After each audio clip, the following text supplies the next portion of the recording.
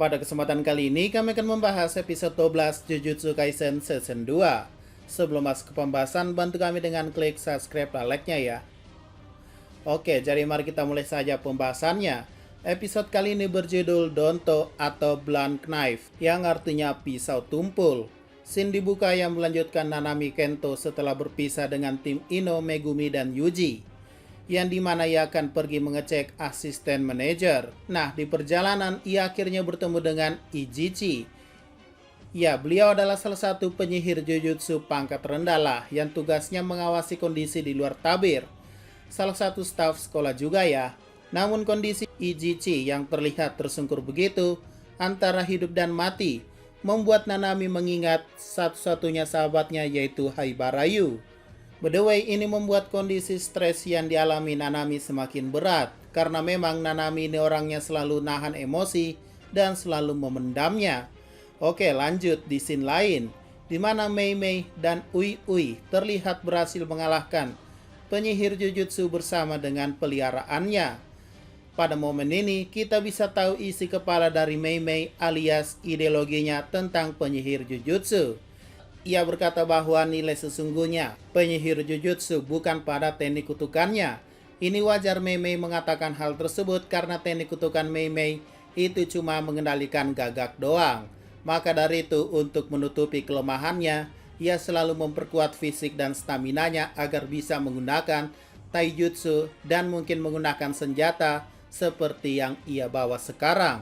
Ya, mirip-mirip Maki sebenarnya. Bedanya Mei Mei itu tidak memiliki batasan surgawi. Jadi kalau mau adu panco tetap menang Maki ya. Lanjut, dengan latihan tersebut Mei Mei bahkan bisa mencapai tingkat penyihir Jujutsu grade 1. Ya, menurut admin hebat banget sih Mei Mei. Ketekunannya, padahal teknik kutukannya cuman mengawasi doang, tapi niatnya bukan main. Aplaus buat Momi satu ini. Dan ia pun akhirnya menanyakan bahwa bagaimana cara mengukur nilai kehidupan dan bobot kehidupan. Ui Ui pun menjawab bahwa itu tergantung apakah nyawa itu berguna atau tidak untuk kakak. Meisan pun menanyakan hal yang sama pada penyihir Jujutsu tersebut dan akhirnya ia pun membunuhnya. Karena penjahat sepertinya tak tahu apa itu nilai kehidupan. Lanjut ke scene lainnya, di mana akhirnya tabir yang mengurung Shibuya akhirnya hilang ya. Tapi belum menghilangkan tabir yang mengurung Gojo Sensei atau sekitaran Shibuya. Artinya saat ini penyihir Jujutsu bisa bergerak bebas kemanapun selain ke basement lantai 5 di Shibuya Hikari ya. Tempat di mana Kenjaku dan Gojo berada. Ya, ini artinya 3 pasak yang dihancurkan Yuji, ada kemungkinan bahwa 3 pasak ini membentuk satu tabir atau 2 pasak lainnya adalah palsu. Oke, lanjut. Di tengah pembicaraan, Megumi melihat Ino Senpai jatuh dari lantai atas. Ia pun memanggil Nue untuk menangkapnya, tapi tidak sempat. Untung saja ada King Yuji yang siap menangkapnya dengan fisiknya yang luar biasa.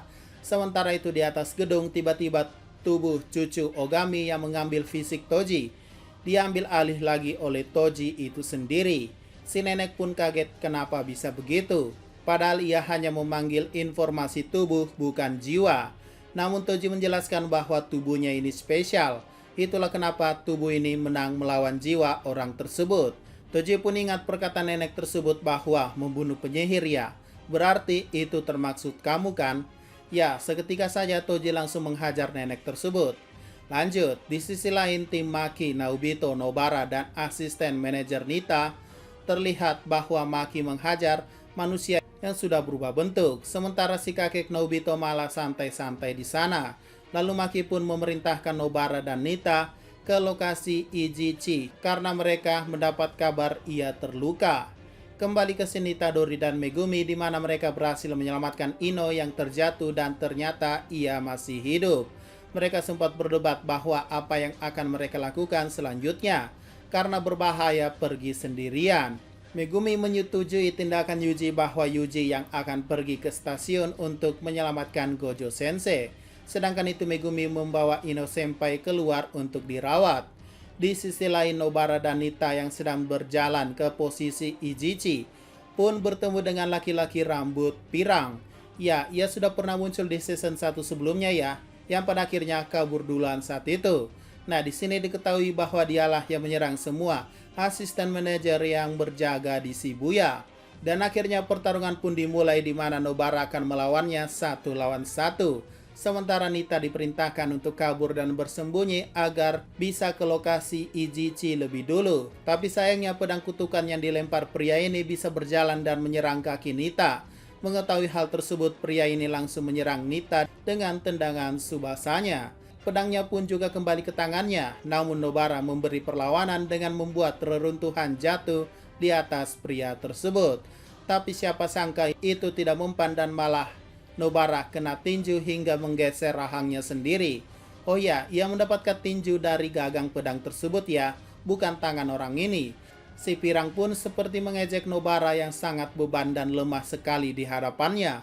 Tapi perlahan Nobara mulai sadar dan berusaha mengalihkan perhatian si pria pirang ini agar Nita bisa merangkak kabur di sana. Namun tetap saja si pria berhasil menusuk kaki Nita dengan brutal sambil mengeluarkan ekspresi mengejek. Nobara sempat menyerangnya lagi tapi tidak kena-kena. Ya mungkin karena teknik kutukannya. Dan ketika si pirang dan Nobara adu senjata, pecahan kaca terdengar. Ya, si Nanami Kento datang dari jendela toko. Dengan menggulungkan dasi di tangannya dan juga ekspresi marah penuh stres, ia pun menghampiri si pria pirang tersebut.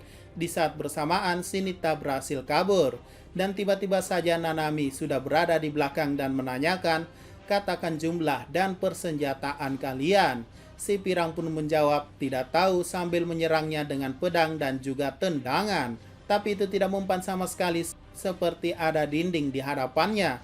Hingga akhirnya pun Nanami dengan tinju yang dilapisi energi kutukan mampu menghempaskan si pirang tersebut. Mau kabur malah ditarik dan Nanami selalu menanyakan hal yang sama berulang kali. Dan ketika menjawab tidak tahu lagi, ia pun memukulnya lagi sampai membuatnya pingsan mungkin. Tapi itu hanyalah kedok agar senjata kutukannya dapat menyerang Nanami. Tapi untungnya Nobara bisa mencegahnya dengan teknik palunya. Melihat ini, Nanami pun sekali lagi mengangkat si pirang dan menanyakan bahwa itu kau kan yang telah membunuh asisten manajer atau pengawas di sepanjang perjalanannya. Si pirang pun cuma bisa nangis, kasihan juga ya, sambil minta maaf. Nanami pun melepaskannya dan melancarkan tinju super kuat yang membuatnya terhempas jauh. Entahlah dia masih hidup atau tidak. Melihat ini Nobara hanya bisa menganga karena perbedaan kekuatan mereka sangat jauh dan levelnya berbeda. Dan perlu kalian ketahui bahwa saat itu Nobara masih peringkat atau grade 3 ya. Walaupun direkomendasikan di grade 1 tapi itu masihlah rekomendasi. Peringkat mereka masih belum berubah. Sedangkan saat itu Nanami sudah grade 1. Udah jelas perbedaan kekuatannya ya. Lanjut ke scene lain, di mana di tengah perjalanan akhirnya Mei-san bertemu dengan Geto Suguru, seorang teman lama yang ia ingat sebagai juniornya dulu. Sebenarnya dari penilaian Mei, ia lebih suka Geto ketimbang Gojo karena senyumannya, dan ia menduga bahwa di depannya kemungkinan adalah Geto palsu, karena seharusnya ia sudah mati tahun lalu. Pertarungannya pun tak terelakkan di mana Geto mengeluarkan roh kutukan, yaitu roh kutukan penyakit tingkat khusus Dewa Cacar. Ia pun pergi sambil bilang bahwa jika kau berhasil mengalahkan ini, ia akan menjadi lawannya yang selanjutnya. Roh kutukan ini pun tiba-tiba langsung buka perluasan domain, di mana itu membuat Mei Mei terjebak dalam peti mati. Ketika menumbuk tangannya, kata makam tertulis dan sebuah batu menimpa peti tersebut. Simbol tangan roh kutukan itu pun menghitung mundur dari 3, 2, dan sebelum 1, Mei-san berhasil keluar dari peti. Dan ya, sudah lama sekali sejak Mei-san ini serius. Sementara itu Nanami, Nita, dan Nobara pun mengadakan rapat bahwa permasalahan Gojo Sensei yang sudah disegel. Dan akhirnya Nanami memutuskan bahwa ia dan Senin akan bersama untuk mengurus Gojo Sensei yang ada di basement lantai 5. Sementara itu Nobara dan Nita diminta menunggu bantuan, karena jika tidak mereka hanya mengganggu dan jadi beban saja. Dan akhirnya Yuji yang menuju ke stasiun Shibuya, tempat Gojo berada, dihadang oleh pria yang bernama Choso dengan pengendalian darahnya. Apakah Yuji mampu menang melawan orang ini? Choso berkata bahwa ia akan membalaskan kematian adiknya. Bersambung, apa yang akan terjadi selanjutnya? Oke, mungkin itu saja pembahasan pada episode 12 Jujutsu Kaisen Season 2-nya ya. Kita tunggu lagi untuk next episode di minggu depan. Jika ada pertanyaan dan masukan, silakan komentar saja di bawah. Sekian dari pembahasan kali ini, jangan lupa like, share, dan komentarnya ya.